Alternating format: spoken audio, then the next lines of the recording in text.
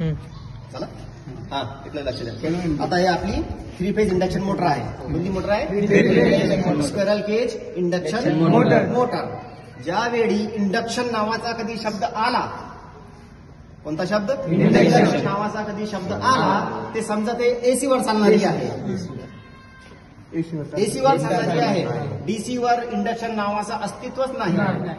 जे काही इंडक्शनच्या आधारावर जे काही साधने काम करतात ते फक्त एसी वरच चालतात, डीसी वर चालत नाही. आता हे मोटरला कधी आपण डीसी सप्लाय दिलं ते जळणार. आता हे 3 फेज इंडक्शन मोटर आहे, 5 एचपीची आहे.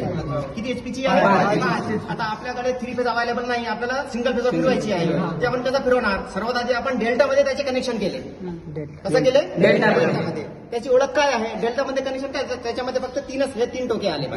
किती आले? 3. स्टार कधी असतं तर 4 टोके आले. किती टोके आले? 4 टोके आले असते. आपण डेल्टामध्ये त्याचे कनेक्शन केले आणि आपल्याकडे कॅपॅसिटर आहे ते 36 मायक्रोफॅरेडचा किंवा 50चा पण चालते, 100चा पण चालते, 120, 150चा कधी असलं ते पण चालते. ते आपल्याकडे 36चं कॅपॅसिटर अवेलेबल होतं. ते आपण लावून मोटर कशी फिरते हे करणार. लाव कनेक्शन लाव. कोणती 2ला कनेक्शन लाव.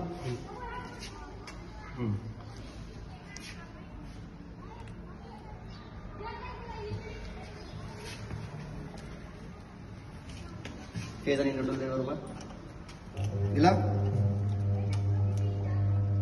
थोडा हाताने फिरव. हे मोटर फिरली, हे फिरली. सिंगल फेज वर 3 फेज मोटर आपली फिरली.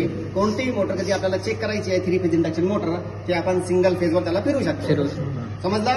कसा फिरवायची आहे, कसे कनेक्शन करायचे, कोणते वाला. त्याला 3 टोके आले बरोबर. किती टोके आले? 3. कोणतेही 2 टोकेला आपण फेज न्यूट्रल दिला, एक टोका रिकामा राहते.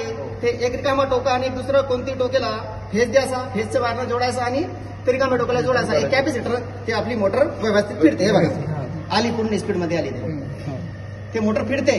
पण असं आपण त्याला साधारणपणे असं चालू शकत नाही मोटरला, कारण सिंगल फेजवर त्याची इफिशियन्सी कमी असते. थोडंच कधी आपण लोड टाकला त्याच्यावर ते थांबणार. ते काय होणार? ते आपण त्याला चेक करण्यासाठी आपण कॅपॅसिटरचा वापर करून सिंगल फेज मोटर फिरू शकतो.